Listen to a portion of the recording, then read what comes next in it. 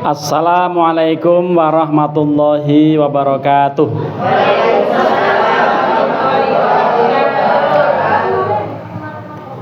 Ini mejanya buat gini aja ya. Bismillahirrahmanirrahim. Alhamdulillahi rabbil alamin. Wabihi nasta'inu ala umurid dunya waddin. Assalatu wassalamu ala ashrafil anbiya'i wal mursalin Sayyidina wa habibina wa syafi'ina wa maulana Muhammadin Sayyidil awwalina wal akhirin wa ala alihi wa ashabihi tayyibin at-tahirin, amma ba'du. Ibu-ibu yang kami hormati, wabil khusus ketua pengajian Nurul Yakin, Ustazah siapa namanya? Ustazah Nasuha, keluarga Bapak Nimin, dan semua para hadirin hadirat. Ini kesannya kayak gelap apa enggak ya ruangan ini?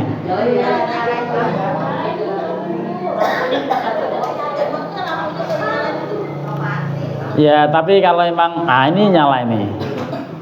Ya.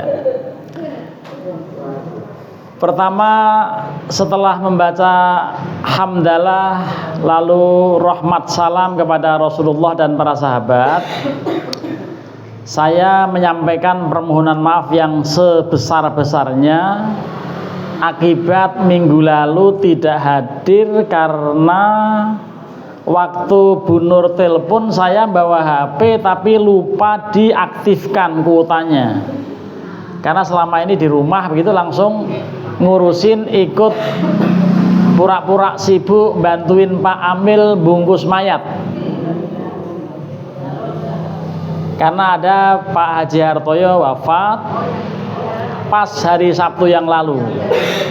Alhamdulillah ini hari Sabtu tapi tidak ada yang nyusul. Karena biasanya kalau ada orang meninggal Sabtu biasanya suka nyusul, ada yang nyusul. Ya walaupun tidak harus Sabtu, ada aja yang nyusul kan. Karena ibu-ibu semua, saya juga pokoknya ini sebetulnya sedang antri di depan kasir, tapi yang menjadi tellernya itu malaikat Israel. Jadi kita ini semuanya antri, tapi insya Allah mudah-mudahan kalau kita kapan-kapan akan menghadap Allah, mudah-mudahan kita tetap membawa iman dan Islam. Mudah-mudahan kita bisa wafat husnul khotimah. Karenanya di antara kiatnya ya kita istiqomah. Istiqomah itu mantap, lalu ajek, lalu konsisten, lalu jangan mudah menyerah. Ya karenanya ini kan sebentar lagi kita akan menjelang bulan Ramadan ya. Ya. Doa kita di bulan Rajab adalah Allahumma barik lana fi Rajaba wa Sya'bana wa balighna Ramadan. Mudah-mudahan kita mendapatkan keberkahan di bulan Rajab, juga bulan Sya'ban, hingga kita sampai usia kita ini di bulan Ramadan. Saya akan menyampaikan satu hadis yang penting, agak panjang tetapi saya baca aja hadisnya. Hadisnya berbunyi Bismillahirrahmanirrahim.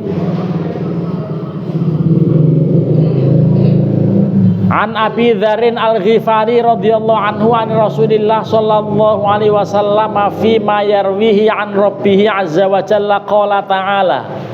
Ini kalau ada hadis yang seperti ini dari Abu Dzar, dari Rasulullah, dalam hal yang apa beliau meriwayatkan dari Tuhannya, beliau meriwayatkan dari Allah.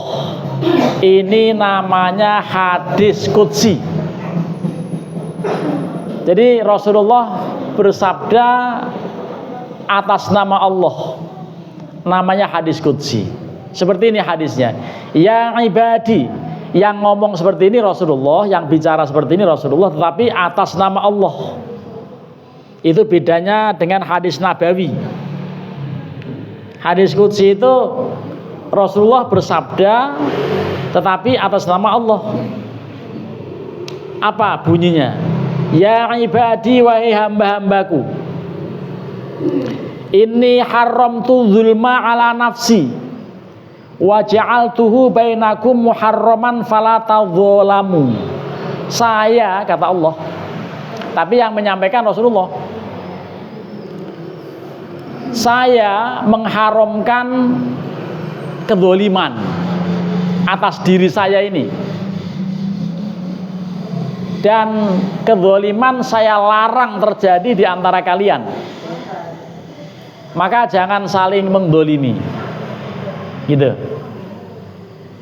Mendolimi itu membuat kecewa teman, membuat kecewa suami, membuat marah tetangga, membuat kesel jamaah yang lain, gitu. Ini misalnya waktu ngaji seperti ini tiba-tiba ada yang kencing di hadapan orang-orang ini, itu kira-kira membuat kesel atau membuat seneng? Nah, seandainya ada begitu, dia berarti dolim. Dolimnya parah itu, ya. Tapi waktu ngaji seperti ini ada yang tidur, nggak apa-apa, tidak sampai dolim. Namanya juga pengajian jam 1:30, itu kan, aduh, ini lagi enak-enaknya tidur kan itu ya.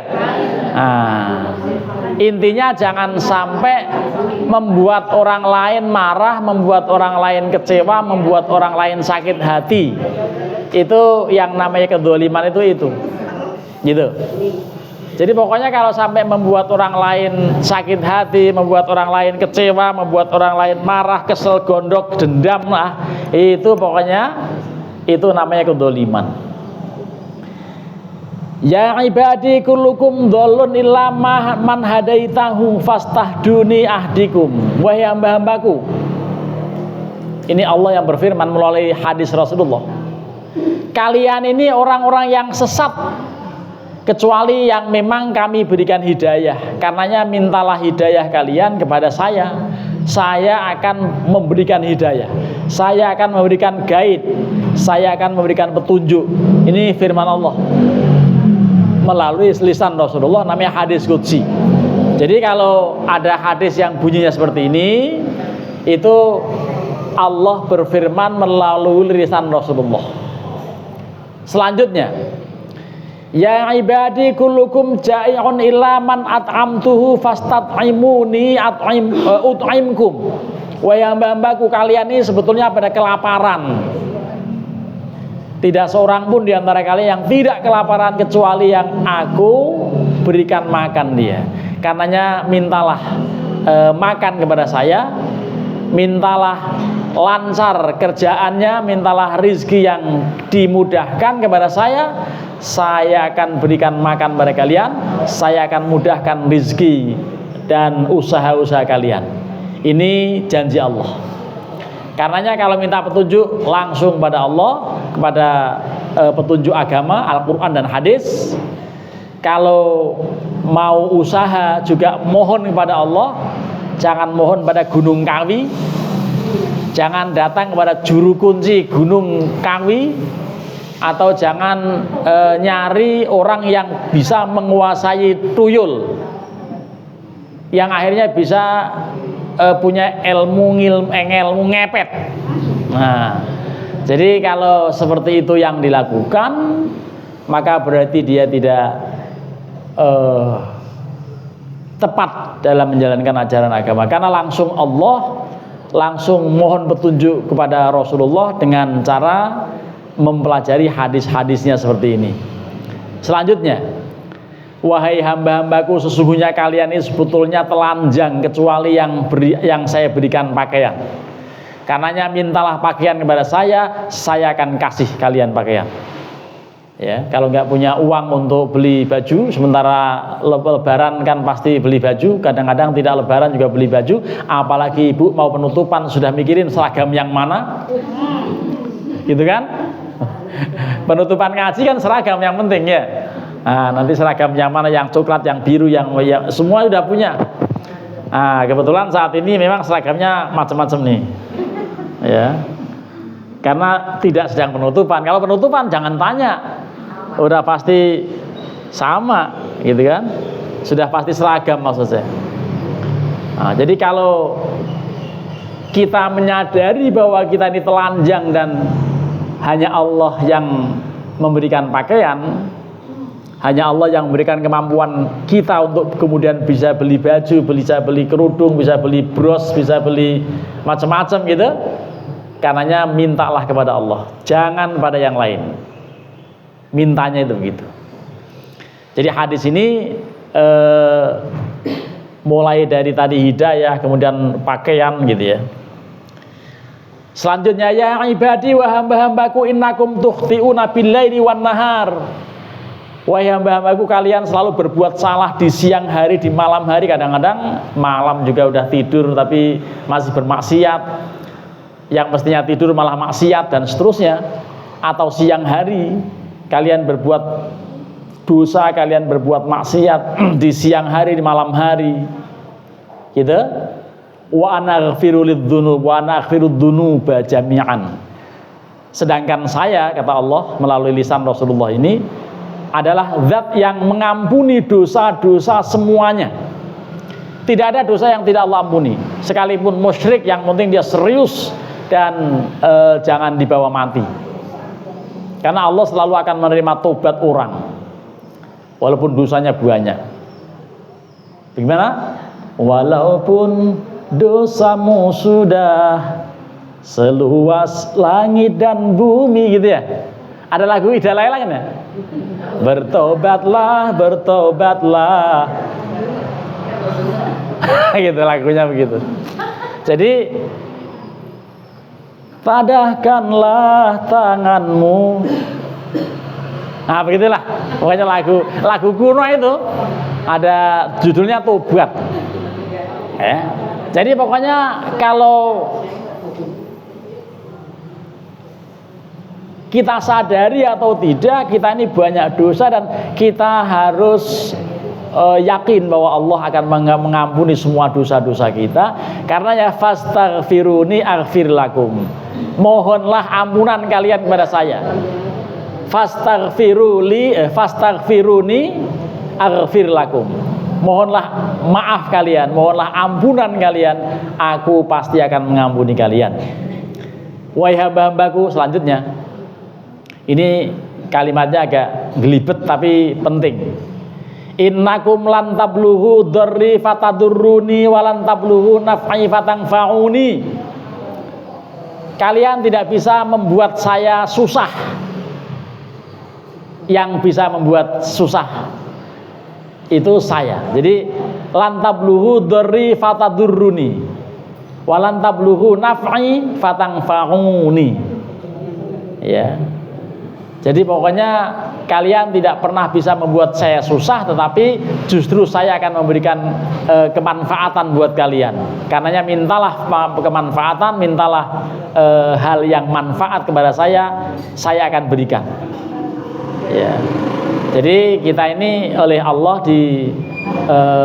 diberitahu posisinya seperti itu. Yang berikutnya malah lebih ini lagi. Ya ibadi wahai hamba-hambaku, lau anna awwalakum. Itu kurang kenceng apa knalpot itu ya?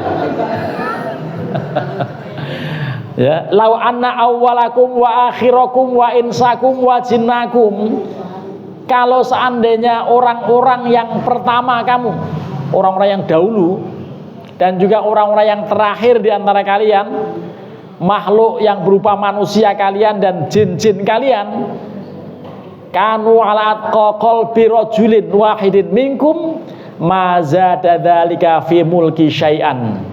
Ya, adalah mereka itu atas hati seseorang yang paling bertakwa, ya, di antara kalian. Sekalipun seperti itu, ma zada dzalika fi mulki syai'an, itu pun tidak akan mempengaruhi kerajaan saya. Jadi nggak akan ngefek apa-apa. kalaupun kalian manusia dulu, manusia sekarang, jin, manusia semuanya itu atas ketakwaan seseorang, artinya bertakwa seperti seseorang yang paling bertakwa, itu tidak akan mempengaruhi kerajaan saya. Gitu. Artinya pokoknya nggak ngaruh, nggak ngefek apa-apa.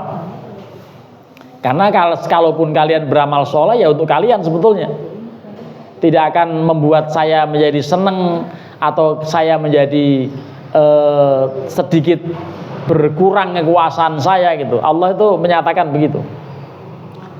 Kemudian ya ibadi lau anna awwalakum wa akhirakum wa insakum wa jinnakum kanu ala jari qalbin rajulin wahidin mana qasodalika min mulki syai'an. Kalau manusia dulu, manusia sekarang, jin dan manusianya itu semuanya atas orang yang paling jahat hatinya. Jadi artinya orang yang jahat itu semuanya menjadi mau jahat, semuanya mau berlaku jahat dan menjahati saya. Itu mana qasodalika min mulki syai'an, tidak pernah bisa mengurangi sedikit pun kekuasaan saya. Artinya tidak ada yang bisa mengurangi kekuasaan Allah dan tidak ada yang bisa menambahi kekuasaan Allah. Walaupun orangnya itu ini baik-baik semuanya. Ya. Jadi maksudnya ini Allah ingin menunjukkan bahwa kalian ini nggak ada apa-apa dan saya yang maha segala-galanya. Kalian tidak bisa menambahi kekuasaan saya dan kalian tidak bisa mengurangi kekuasaan saya. Gitu. Itu Allah berfirman dengan lisan Rasulullah seperti ini, namanya hadis apa Bu? Hadis qudsi. Lalu kelanjutannya, wahai hamba-hambaku, lau anna awwalakum, jadi manusia terdahulu, manusia yang belakangan, manusia maupun jin di antara kalian, qamu fi sa'idin wahidin, mereka berada, mereka berdiri, mereka bertempat tinggal di satu hamparan yang satu, ya di satu tanah yang satu begitu. Fasa'aluni, kemudian mereka semuanya meminta saya, fa'ataitu kulla insanin mas'alatah, semuanya akan saya kasih, semuanya tanpa terlewat akan saya berikan semuanya. Ya, ini ngomong-ngomong bisa bernafas semua ini. Yang punya oksigen siapa? Allah kan?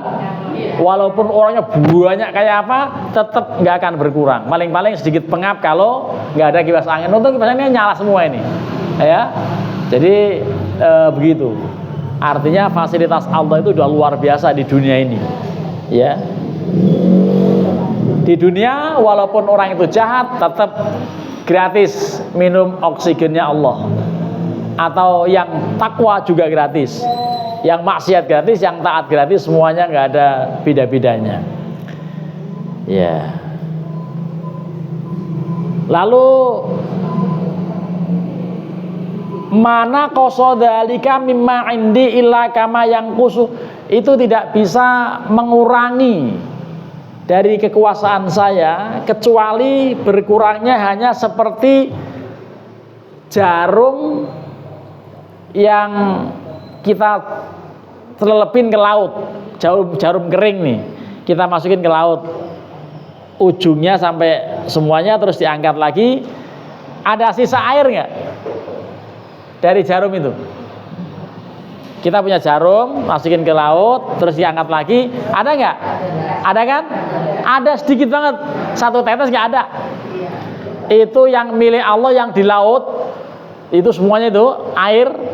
Yang milik kita hanya itu, hanya yang ada di ujung jarum itunya.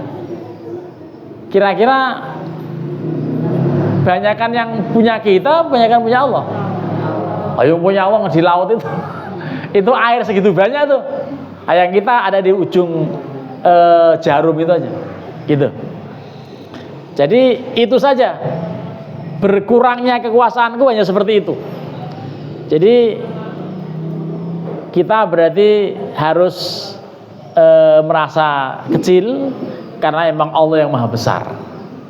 Ya ibadi innama ya'malukum uhsiha lakum thumma ufiyakum iyyaha itulah amal perbuatan kalian yang aku hitung untuk kalian dan aku akan balas pada kalian iyaha ya, amal perbuatannya tadi, amal-amal perbuatan.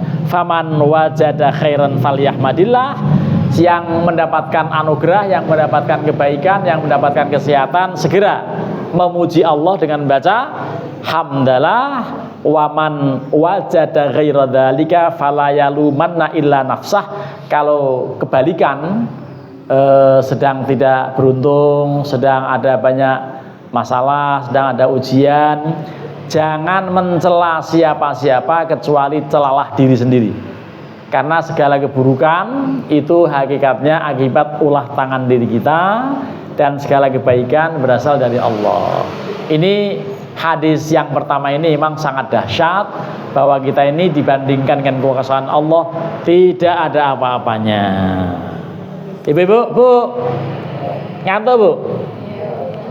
Saya minum dulu ya, bismillah.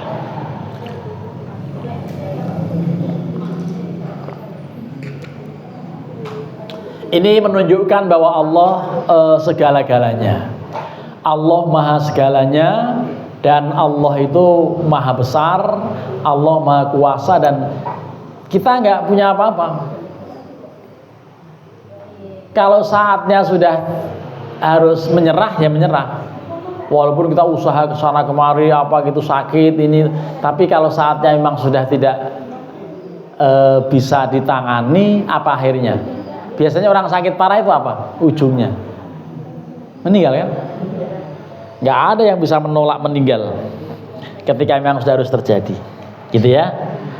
Ini saya mohon maaf, kadang-kadang dengkul saya harus saya gini-giniin ya. Ini udah lama, udah 52 dipakai ini, udah 52 tahun dipakai, jadi harus digini-giniin gitu. Aki-aki banget ya. Nggak tahu nih belakangan begitu ya. Tahu mungkin perlu diservis kali. Baik, kita akan lanjutkan al-hadits tsani. Ini hadis yang kedua dari Abdullah ibnu Amr ibnu As. Dari Nabi SAW, beliau bersabda, sabdanya begini: Ar-rahimuna yarhamuhumur rahman, irhamu man fil ardi yarhamkum man fis sama. Orang yang suka memiliki rasa belas kasih, orang yang memiliki hati yang lembut, orang yang gampang memberi kasih sayang kepada sesama, itu nanti akan Allah berikan rahmat, akan Allah kasihi dia. Karenanya berikanlah kasih sayang kepada orang yang di muka bumi ini, nanti yang di langit pasti akan memberikan kasih sayang kepada kalian. Yang di langit siapa? Allah. Jadi kita ini kalau mau mendapat rahmat Allah harus menebarkan kasih, harus menebarkan kasih sayang kepada sesama. Sesama itu khususnya manusia, khususnya keluarga, umumnya semua makhluk, umumnya semua makhluk yang hidup maupun yang kelihatannya nggak hidup. Itu bunga-bunga, pot-pot bunga, apa tanam-tanaman di sekeliling kita itu sebetulnya hidup, gitu.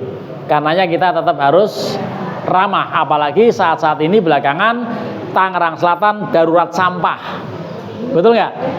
Nah itu sebetulnya warga-warga itu punya upaya untuk mengurangi membuang sampah. Caranya apa?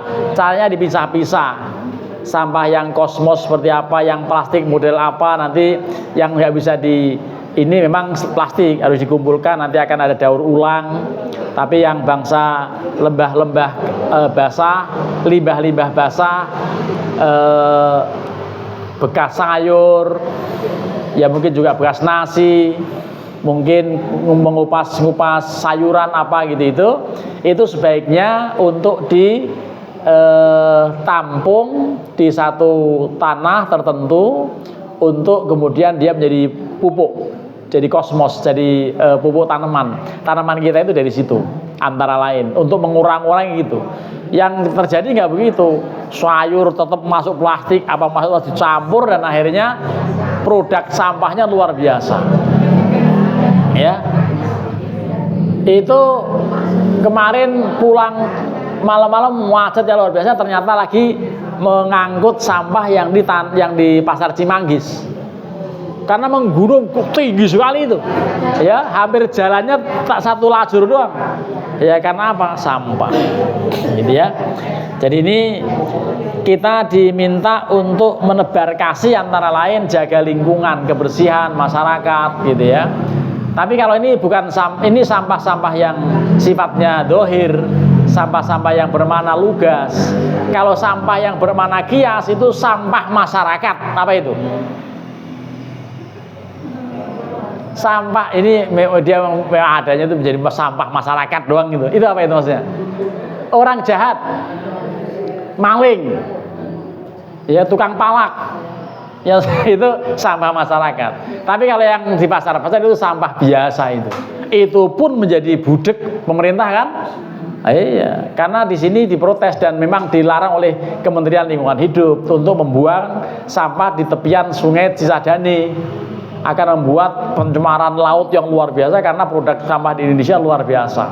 Lah oleh karenanya kemudian kalau tidak salah akan dibuang, sudah mulai dibuang di Cilowo, ya Cilowo juga nggak tahu saya, tapi di Serang sana, di sana akan diolah, ya diolahnya tentu dengan begitu. Nah ini jadi kita harus peduli lingkungan juga ini mengenai meminimalisir sampah atau mengurangi bagaimana caranya gitu ya. Ya, kalau dibakar sebetulnya kalau kecil oke tempatnya, tapi kalau besar bisa berbahaya di lingkungan padat ini kan. Nah, jadi ini menjadi persoalan. Tapi maksud di sini hadis ini kita memang betul harus selalu menebar kasih. Gitu. Wal makna ar-rahimuna liman fil ardi min adamiyin hayawanin lam yu'mar biqadlihi bil ihsan ilaihim. Jadi jangan sampai membuat orang terancam, jangan sampai membuat orang tidak nyaman dengan perilaku kita, apalagi sampai sakit, apalagi sampai dibunuh. Orang maupun binatang, orang maupun hewan di sekeliling kita. Juga jangan sampai, kecuali hewan yang berbahaya. Apa contohnya? Hewan yang berbahaya, ular. Yang paling konkret ular. Kadang-kadang di tepian sana gang sana kesenian yang ujung sana itu kan karena deket-deket begitu suka kelihatan ada ular. Mungkin juga di sini ada ular di tempat-tempat yang semak-semak begitu. Itu daripada berbahaya disunahkan kita membunuh ular, tapi membunuh juga harus tahu caranya, jangan sampai kemudian malah berbahaya misalnya kan. Ada orang yang tidak tahu caranya akhirnya, tapi biasanya kalau yang begini lalu damkar yang menanggulangi. Ya, di berbagai tempat kalau ada ular itu kemudian damkar. Dan memang dari zaman dahulu ular itu termasuk binatang yang dianjurkan untuk membunuh karena dia umumnya berbisa dan membahayakan. Ular piton nggak berbisa, tapi kalau dia besar melilit bisa mati kita, ya. Apalagi anaconda, ya. Tapi sini nggak ada anaconda, yang ada piton yang biasa suka ada. Ya itu juga berbahaya. Pokoknya termasuk kalajengking. Kalajengking jarang terjadi. Tapi kalau yang di rumah-rumah suka ada kelabang. Nah, kelabang juga kalau punya ikan bagus itu dicepit pakai tang gitu. Kemudian kita kasih hidup-hidup ikan yang predator, apa arwana, apa gabus. Itu apa namanya kelabang kan juga ada. Kalau kita lagi mandi air anget terus agak kepanasan, dia pada kita keluar tuh dari sela-sela ini apa namanya keramik di kamar mandi kan. Nah, itu daripada berbahaya bisa dibunuh ya kalau binatang-binatang begitu. Selain itu jangan ya. Ini jangan kemudian menganggap menyembelih ayam, menyembelih kambing itu jahat, tidak. Itu bagian dari ibadah. Ya, jadi kalau menyembelih bukan berarti tidak sayang. Karena justru nggak sayang kalau orang menggoreng ayam tapi nggak disembelih. Maksudnya ayam itu dibanting gitu. Itu nggak halal itu. Kalau ada ayam dibanting lalu kita goreng lah enggak.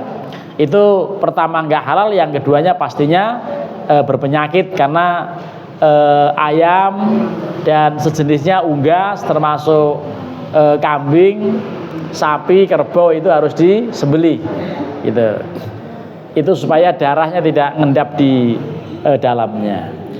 Jadi seperti itu. Kemudian keterangan lebih lanjut terkait hadis ini bahwa kita jangan sampai berbuat yang tidak nyaman di lingkungan, ya, kepada apa saja. Kepada apa saja. Kalau yang pinggir jalan, rumah sebaiknya jangan terlalu mepet jalan pas bangun. Itu karena ngerepotin yang lewat. Kalau mau bikin polisi tidur, bikin yang bagus, jangan kotak. Ada polisi tidur kotak. Ya, motor nggak enak banget tuh lewat begitu tuh. Polisi tidur dibikin kotak loh, ini gimana sih? Itu setiap orang lewat nyumpain, mampus loh begitu. Ya, setiap orang lewat nyumpain, dan yang membuat itu disumpahin setiap orang lewat. Gitu. Jadi jangan sampai buat polisi tidur kotak, itu jangan. Terlalu tinggi juga jangan. Tinggi gede boleh, tapi harus yang sopan gitu. Ya, supaya roda itu tidak itu. Kan gak enak banget itu kalau kotak kan ya. Nah, polisi tidur itu. Karena itu akan membuat apa?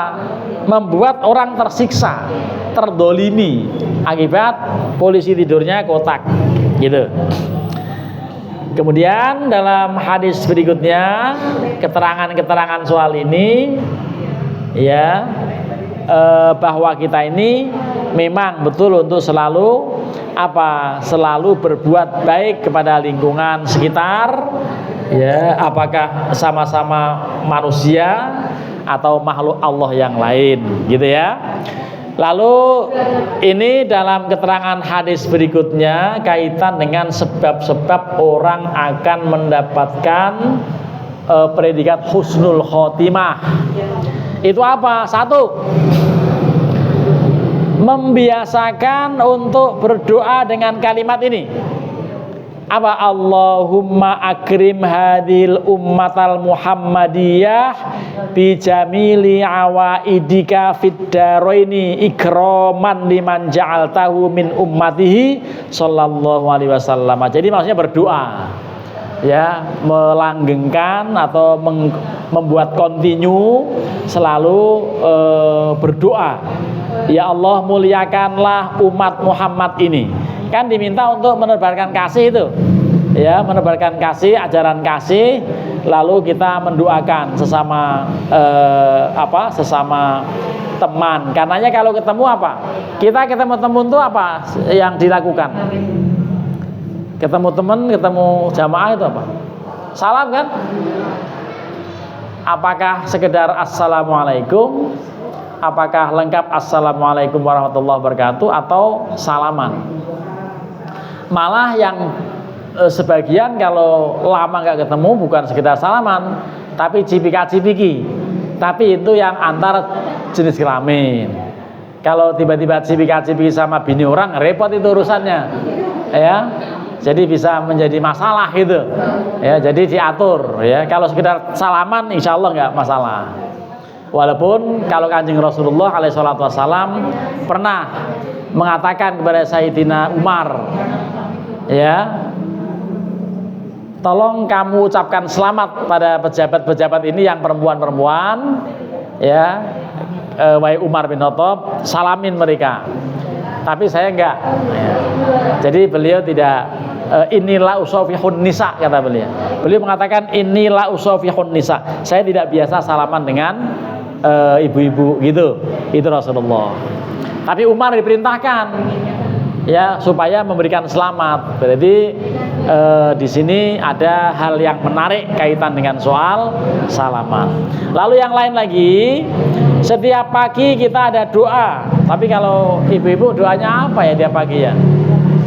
Oh, doanya itu setiap bangun tidur, alhamdulillahilladzi ahyana ba'dama amatana wa ilaihin nusyur. Itu doa begitu bangun gitu ya. Lalu setelah doa bangun itu apa yang terlintas dalam benak? Biasanya apa?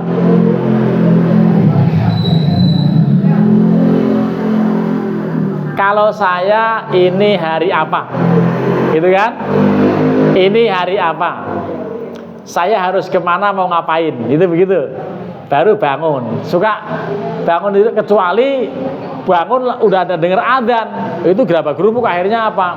Akhirnya berencananya setelah sholat. Tapi kalau masih ada waktu, masih ada tarhim apa, kemudian kita masih berpikir ini mau ngapain, mau menyaur apa, mau belanja apa, ini ada uang apa enggak, gitu ya. Kalau enggak, Bapak jangan berangkat dulu, dan begitu kan ya. Pagi-pagi kan begitu ya. Apalagi anak udah masuk sekolah, udah mikirin ini apa seragamnya digosok belum, betul nggak begitu ya? Nah, itu kerjaan mulia. Mudah-mudahan ibu semuanya diberikan kesehatan, kesabaran, ya, membina keluarga, anak cucu semuanya selalu dalam bimbingan ibu-ibu, dan ibu diberikan bimbingan oleh Allah Subhanahu wa taala. Ini isinya doa-doa ya, tapi doanya doa yang agak aneh, maksudnya tidak familiar ya. Doanya contohnya gini, Allahumma gfirli ummati Sayyidina Muhammad, ya Allah ampuni umat Muhammad, ya Allah berikan rahmat kepada umat Muhammad, ya Allah tutuplah aib umat Muhammad, ya Allah selesaikan persoalan umat Muhammad, ya Allah perbaiki hubungan mereka, dan seterusnya. Ini doa untuk kemaslahatan umat. Tapi kalau yang sering kita lakukan doa untuk sendiri, untuk keluarga, untuk anak, cucu, dan seterusnya. Baik, saya akan tambahkan satu hadis lagi yang masuk dalam kelompok babus sunai. Ini ada satu hadis yang diriwayatkan atau yang disampaikan seperti ini. Ma ruwiya anin Nabi sallallahu alaihi wasallam annahu qala khoslatani la syai'a afdhal minhuma. Ada dua hal yang tidak ada tandingannya. Dua hal ini sangat baik dalam hidup. Apa? Al imanu billah wan naf'u lil muslimin. Pertama, iman kepada Allah. Yakin betul-betul Allah itu ada. Yakin betul-betul Allah akan membalas kebaikan kita. Yakin betul-betul Allah akan memberikan sanksi bagi yang salah. Lalu yang kedua adalah wan naf'u lil muslimin, berguna bagi orang-orang Islam, membuat orang Islam aman, membuat tetangga yang muslim nyaman, membuat tetangga sebelah merasa terlindungi, merasa nyaman, ya, merasa yang indah-indah. Itu berarti kita dianjurkan betul iman kita pada Allah, hubungan kita pada Allah, namanya hubungan apa? Vertikal, hubungan pada manusia ini yang dekat-dekat, tetangga, keluarga, semua teman-teman satu jamaah, itu tetap harus selalu dijaga. Jangan sampai ada masalah, jangan sampai ada persoalan. Kalau ada persoalan, miskomunikasi segala macam, selesaikan. Kalau lagi berantem di WA grup, itu selesaikan ketemu di darat.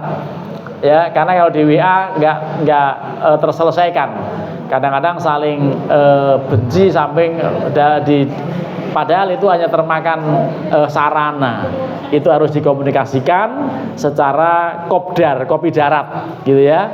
Jadi ini iman pada Allah dan memberikan kemanfaatan bagi kaum muslimin. Ini akhir dari segala uraian saya. Kalau ada yang mau bertanya, apakah kaitan dengan ini atau kaitan apa saja yang kaitan dengan ngaji, ya dipersilahkan. Karena tidak ada moderator, saya juga merangkap moderator. Siapa yang mau menyampaikan pertama? Ya, silakan Ibu membawa mic saya. Ya, setelah mic saya copot dari saya ikat pakai karet saya. Nah, seperti ini.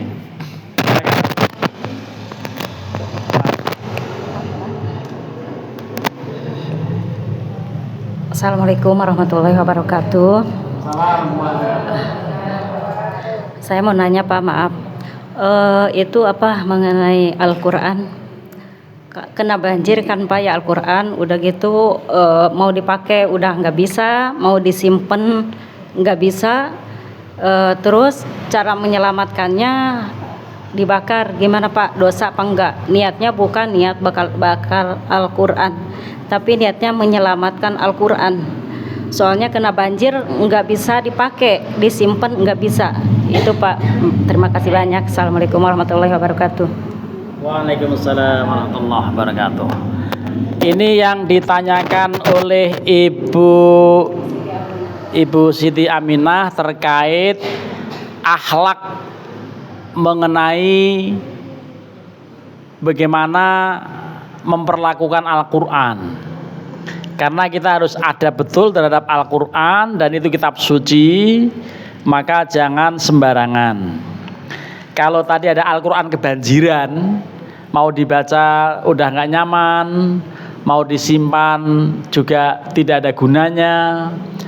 Cara yang terbaik dibakar, tetapi jangan ada yang mengviralkan.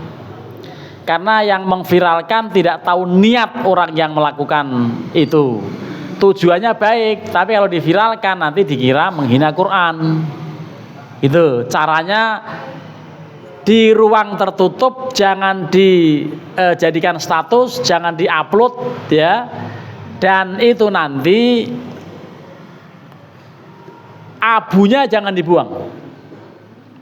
Maksudnya caranya itu di tempat kayak drum atau kalau ember-ember yang besi supaya tidak ikut kebakar.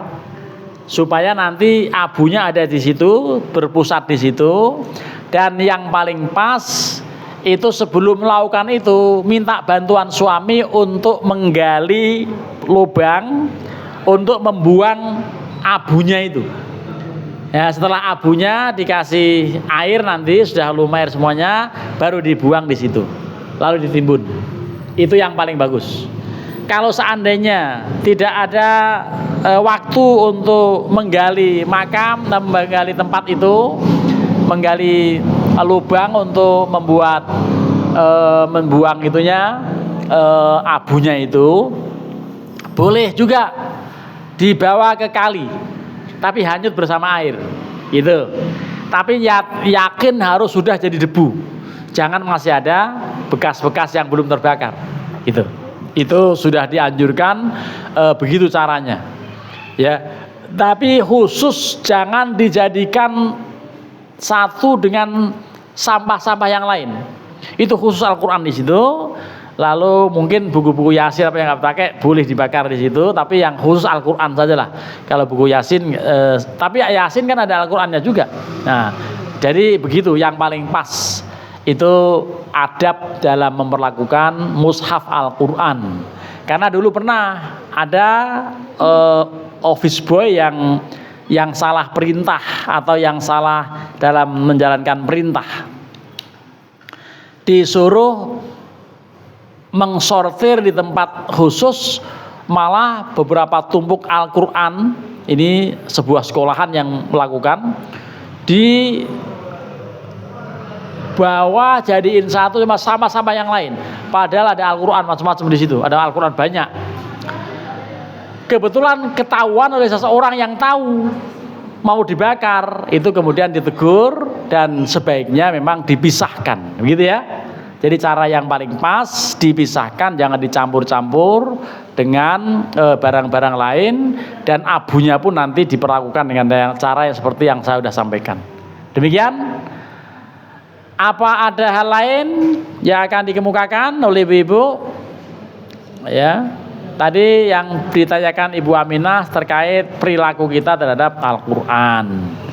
Karena memang belum lama ini melengkapi jawaban ini. Kalau ada yang mau bertanya boleh, kalau enggak akan saya lengkapi jawaban ini. Ini malah sampai ke pengadilan, sampai ke urusan polisi. Seorang pejabat yang diancam, tepatnya diancam oleh istrinya. dengan disuruh bersumpah demi Allah dan demi berani saya menginjak Al-Quran, sambil Al-Qurannya diinjek. Itu oleh istrinya dipaksa untuk ngomong begitu, demi Allah dan saya bersumpah demi prinsip saya tidak akan mengulangi perbuatan selingkuh. Ceritanya seorang pejabat ya di satu tempat, satu kota, dipaksa. Awalnya dalam video potongannya enggak disebutkan dipaksa oleh istrinya, tapi hanya video yang diviralkan oleh istrinya yang memaksa suaminya supaya nginjek Al-Quran. Ya, sumpah saya injek Quran, saya tidak akan mengulang selingkuh, begitu.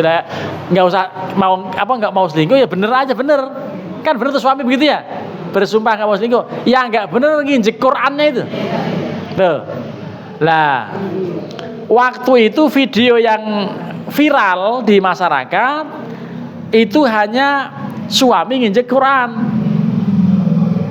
Akhirnya saya bilang, ketika ada pertanyaan dari Polda Metro Jaya, secara khusus saya diminta, itu pelanggaran dan itu harus dihukum, saya bilang begitu. Ini termasuk penodaan agama, saya bilang begitu. Ntar dulu Pak Ustadz, ini seperti ini video yang lengkap gitu. Jadi versi lengkapnya lalu disita dari HP terlapor waktu itu, yang akibatnya setelah di setel dan saya mengamati betul, ternyata itu suami itu dipaksa oleh istrinya. Ya, istrinya divideokan, suruh bersumpah, ya saya berani menginjak Al-Quran.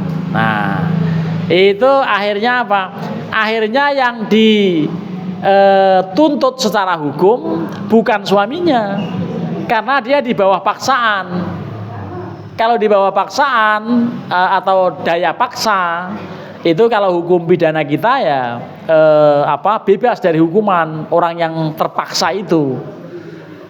Tidak bisa dihukum orang yang dipaksa oleh pihak lain. Lah, justru ketika memang ditemukan video lengkapnya itu dipaksa oleh istrinya, maka istrinya yang bisa dituntut secara pidana. Gitu. Nah inilah, jadi ini pernah melengkapi jawaban soal bagaimana kita harus memperlakukan Al-Quran. Jangan sampai memang di satu ledekan anak-anak tertentu itu begitu. Ini sumpah nih, saya berani nginjek Quran lah. Jangan seperti itu. Kalau sumpah dalam Islam itu cukup dengan apa? Dengan kalimat demi Allah. Sebetulnya demi Allah. Cukup billahi atau tallahi atau wallahi. Ya, tapi namanya sumpah kadang-kadang suka berlebihan ya. Apa tuh sumpahnya? Demi langit dan bumi, aku bersumpah, dirimu tak lagi mungkin ku maafkan. Sekali ternoda, tetap ternoda, gitu kan ya? Itu ada lagu begitu. Itu lagunya nggak tahu belajar agama itu. Masa demi langit dan bumi? Kalau bersumpah cukup demi Allah. Nggak usah pakai demi langit dan bumi. Ya, dirimu tiada lagi ku maafkan, sekali ternoda tetap ternoda. Jadi begitulah rangkaian lagu itu ya. Sumpah tidak benar kalau dilakukan, apalagi sampai menginjak Al-Quran. Ini bagian dari yang ini kabar gembira buat ibu-ibu. Saya ucapkan selamat setelah Hari Ibu kemarin 22 Desember. Lalu tanggal 2 Januari tahun 2026 ada pasal khusus dalam KUHP kita, tepatnya pasal 402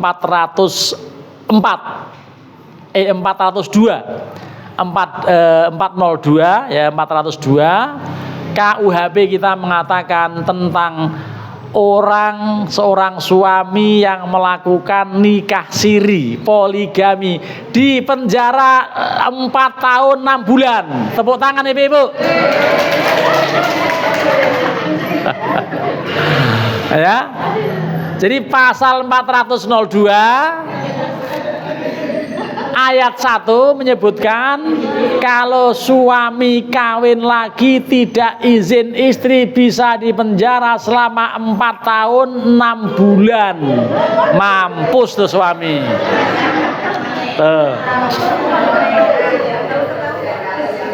Tapi kemudian ini kan yang A nih. Ya, yang A begitu. Yang B sebaliknya. Istri yang sudah jelas-jelas punya suami, gitu ya. Kok ternyata dia kawin lagi. Namanya apa? Poliandri. Gitu. Kalau poliandri emang nggak boleh, dalam Islam juga nggak boleh. Ya, kalau poliandri dihukum sama hukumannya 4 tahun 6 bulan. Ya, tepuk tangan buat para poliandri ya. Jadi para peserta poliandri. Jadi poliandri dilarang, poligami dilarang. Sekarang ini polisi banyak tugas, ada tugas tambahan yaitu berupa apa? Nangkepin suami yang suka kawin lagi. Gitu. Ya. Apakah ibu-ibu setuju? Kayaknya lihat mukanya pada girang-girang banget nih. Nih para pemirsa diperlihatkan di hadapan para pemirsa bahwa ibu-ibu girang luar biasa ketika ada pasal 402 KUHP terbaru yang mempidanakan para laki yang suka kawin lagi tanpa izin. Ya, kenapa tanpa izin? Karena kalau izin tidak ada seorang istri pun yang mau mengizinkan sampai hari kiamat, betul nggak? Nah itu dia tuh. Ya, demikian kajian kita pada siang hari ini. Kalau tidak ada pertanyaan lagi, sudah kabar terakhir mengenai larangan poligami dan poliandri itu semuanya sudah dipolisikan atau sudah dianggap sebagai sebuah tindak pidana walaupun janggal. Yang janggal yang 402 ayat 1-nya atau 402 huruf A-nya yang janggal. Kenapa? Al-Quran membolehkan. Gitu kan? Apa Al-Quran mengatakan? A'udzubillahi minasyaitonir rajim. Fa in khiftum alla tuqsitu fil yatama fankihu ma tabalakum minan nisa'i mathna wa thulatha wa ruba. Jika kalian takut untuk tidak berbuat adil terhadap anak-anak yatim, maka nikahilah wanita lain yang tidak memiliki anak yatim, mau 2, 3 atau 4. Boleh punya istri lebih dari 1, boleh 2, boleh 3, boleh 4. Tapi syaratnya adil. Tapi begitu saya ngomong gini, ibu-ibu sedih lagi. Ibu-ibu sedih lagi kan? Tadi udah bergembira ruang yang gembira, sekarang sedih lagi. Ya sudahlah, nggak usah dipikirin. Yang penting saya doakan ibu-ibu mudah-mudahan jangan dimadu. Betul ya? Untuk ngetes madu itu asli atau tidak, bawa ke rumah. Kalau rumah dibawa ke rumah, gelas pada pecah, piring pada pecah, berarti madu asli. Tapi kalau utuh, palsu itu madunya kan ya. Nah, jadi memang seperti itu langkah maju hukum kita atau malah justru langkah mundur, terserah nanti tanggapan masyarakat. Seandainya memang ini sebagai sebuah peraturan yang bertentangan dengan konstitusi, bertentangan dengan Undang-Undang Dasar 45, nanti pasti ada kelompok-kelompok tertentu yang judicial review atau yang mengajukan uji material di Mahkamah Konstitusi. Terima kasih. Mudah-mudahan ibu-ibu semuanya sehat walafiat, dan kita akhiri dengan membaca doa lakal hamdu ya Allah ya Rabbana ya Maulana ya Ma'bud. Allahumma shalli wa sallim wa barik ala sayyidina Muhammadin fil awwalin wa fil akhirin wa sallim wa radhiyallahu tabaraka